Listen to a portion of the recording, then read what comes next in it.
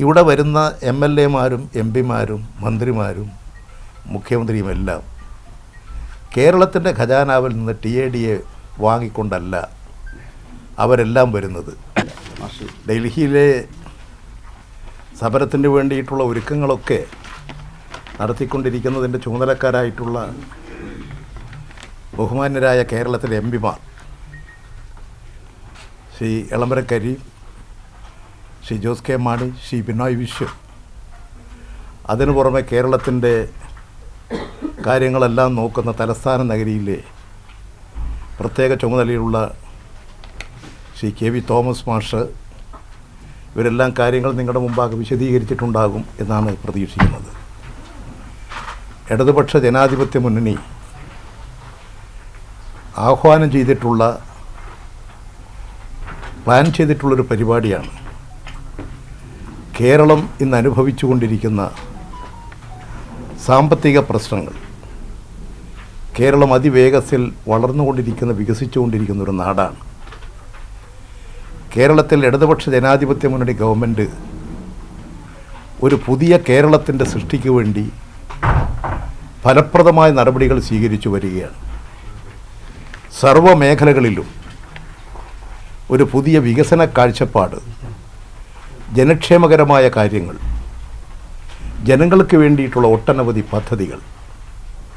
കേരളമാകെ ഒരു വികസനോന്മുഖമാണ്. ആ പ്രവർത്തനങ്ങളിലൂടെ വലിയ തോതിൽ ബഹുജന പിന്തുണ ആർജിച്ചെടുക്കാൻ ഇടതുപക്ഷ ജനാധിപത്യ മുന്നണി ഗവൺമെൻറ്റിനും ഇടതുപക്ഷ ജനാധിപത്യ മുന്നണിക്കും സാധിച്ചു. ഒരു ഘട്ടമെത്തിയപ്പോൾ വലിയ തോതിലുള്ള ബഹുജന പിന്തുണ തന്നെ ഉയർന്നു വന്നു. അതിൻ്റെ ഭാഗമായിട്ടാണ്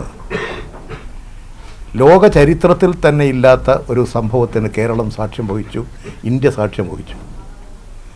മുഖ്യമന്ത്രിയും മുഴുവൻ ക്യാബിനറ്റ് മന്ത്രിമാരും 140 മണ്ഡലങ്ങളിലും നേരിട്ട് ചെന്ന് ജനങ്ങളുമായിട്ടുള്ള അഭിമുഖം, ജനങ്ങളുടെ പ്രശ്നങ്ങൾക്ക് പരിഹാരം കാണാനുള്ള നടപടികൾ, ജനങ്ങളുടെ പ്രശ്നങ്ങൾ അവരിൽ നിന്നും കാര്യങ്ങൾ ശേഖരിച്ചുകൊണ്ട് അവയ്ക്ക് പരിഹാരം കാണാനുള്ള വിപുലമായ പരിപാടികൾ. ആ പരിപാടികളിൽ വൻ ജനപങ്കാളിത്തമായിരുന്നു. വലിയ തോതിലുള്ള ബഹുജന പങ്കാളിത്തമാണ് ആ ഗവൺമെൻറ് പരിപാടിക്കുണ്ടായത്. അതോടുകൂടി കേരളത്തിൽ ഇടതുപക്ഷ മുന്നണിയുടെ ഒരു വലിയ വളർന്നുകൊണ്ടിരിക്കുന്ന സാധ്യതകളെ ഇടതുപക്ഷ വിരുദ്ധരെ വല്ലാതെ അമ്പരപ്പിച്ചു. പ്രത്യേകിച്ച് കേന്ദ്ര ഗവൺമെൻറ് BJP കേരളത്തിൽ ഇടതുപക്ഷ ജനാധിപത്യ മുന്നണിക്ക് അനുകൂലമായി വന്നുകൊണ്ടിരിക്കുന്ന മാറ്റങ്ങളെ എങ്ങനെ ദുർബലപ്പെടുത്താൻ കഴിയും? അതിൻ്റെ ഭാഗമായിട്ടാണ് കേരളത്തിൽ അർഹതപ്പെട്ട സാമ്പത്തിക സഹായങ്ങൾ, വിഹിതം, പദ്ധതി വിഹിതങ്ങൾ, പുതിയ പദ്ധതികൾ അനുവദിക്കാതെ കേരളത്തിൻ്റെ വികസനത്തിന് തടസ്സം സൃഷ്ടിക്കുന്ന ഒരു നടപടികൾ സ്വീകരിച്ചത്. ഇതിൻ്റെ ഫലമായിട്ട് കേരളത്തിന് നാം നടപ്പിലാക്കിക്കൊണ്ടിരിക്കുന്ന പദ്ധതികൾ തന്നെ അതിവേഗത്തിൽ പൂർത്തീകരിക്കാൻ കഴിയാതെ വരിക, വ്യത്യസ്ത മേഖലകളിലുള്ളവരുടെ ആനുകൂല്യങ്ങൾ യഥാവസരം കൊടുക്കാൻ കഴിയാതെ വരിക, അങ്ങനെയുള്ള കാര്യങ്ങൾ സൃഷ്ടിച്ചുകൊണ്ട് ഇടതുപക്ഷ മുന്നണിക്കെതിരായി, ഗവൺമെൻറ്റിനെതിരായി ജനവികാരം ഉണ്ടാക്കാൻ കഴിയും എന്നാണ് അവർ ധരിച്ചത്. കേരളത്തിലെ 3.5 കോടി ജനതയുടെ പ്രശ്നമാണ്, ഞങ്ങളുടെ മാത്രം പ്രശ്നമല്ല, കേരളത്തിൻ്റെ പ്രശ്നമാണ്. അതുകൊണ്ട് നിങ്ങളെല്ലാം സഹകരിക്കണമെന്നാണ്. ഭരണ പ്രതിപക്ഷ വ്യത്യാസമില്ലാതെ നമ്മളെല്ലാവരും കൂടി ചേർന്നുകൊണ്ട് ഡൽഹിയിലേക്ക് പോകാം. ഡൽഹിയിൽ അധികാര കേന്ദ്രം തെറ്റായിട്ടുള്ള നിലപാട് സ്വീകരിക്കുകയാണ്. അതുകൊണ്ട് നമുക്ക് ഒരു കൂട്ടായ്മയിലൂടെ കേരളത്തിൻ്റെ വികാരമറിയുക. അവരെ ക്ഷണിച്ചു. പക്ഷേ അവർ നിഷേധാത്മകമായ നിലപാട് സ്വീകരിച്ചു. അവർ നിഷേധാത്മകമായ, കേരളത്തിലെ UDF നിഷേധാത്മകമായ നിലപാട് സ്വീകരിച്ചെങ്കിലും കേരളത്തിലെ തന്നെ നല്ലൊരു വിഭാഗം, അവർക്ക് പിന്നിൽ അണിനിരന്ന ബഹുജനങ്ങൾ ഇടതുപക്ഷ മുന്നണിയുടെ ഈ പ്രവർത്തനങ്ങളുമായി സഹകരിക്കുമെന്നാണ് ഞാൻ പ്രതീക്ഷിക്കുന്നത്.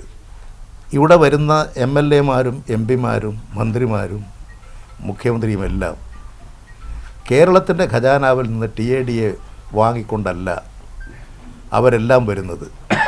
പിന്നെ ഇങ്ങനെ ഈ പരദൂഷണവും ജനവിരുദ്ധവുമായിട്ടുള്ള കാര്യം പറഞ്ഞ് ശീലിച്ചു പോയ ചിലർ കഷ്ടകാലത്തിന് മന്ത്രിമാരായി പോയി കേന്ദ്രത്തിൽ.